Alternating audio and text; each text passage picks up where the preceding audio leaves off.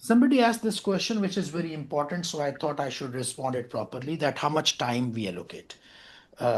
See, in your exam, if you have, I'm assuming that you've got 180 minutes and you've got four questions in exam. So each question you should be doing in 45 minutes. But logically speaking, realistically speaking, it's not 45 minutes because it is quite possible that when you see the exam paper, you realize that question number four, part B and part C, I do not know in any case. So these two things I'm not going to do. So it means that this time will be saved and that time should be spent on some other questions. Okay. Because in any case, you are not going to attempt the last two parts.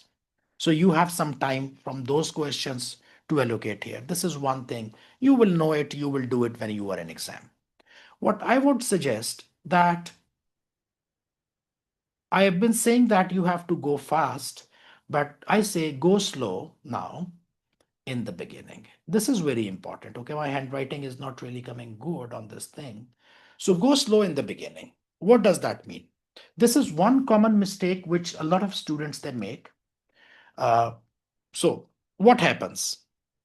We have two things in our mind. Number one, I will start with the question which I know the best.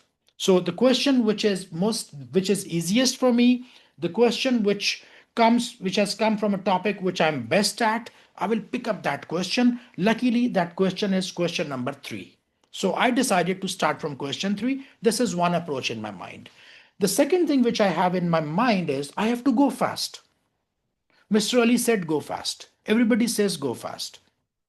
So what you do, you pick up the best question and you start and you try to go fast, which is wrong because you will make a mistake. While going fast, it is quite possible that you ignore something, that you misunderstand something, and you make a mistake. So what will happen? You will lose marks on your best question and you try to save time for question number four, question number five, or whatever. In any case, you did not pick up those questions. Those questions you do not know in any case. So you are saving time for something which is not which you are not good at and you are destroying your best question. So therefore I suggest that question one, which is your, you know, the strongest area, spend good time on it so that at least in this question you score maximum marks. Don't create a panic for those later on questions which in any case you have skipped, which in any case you have decided not to do or maybe do them later.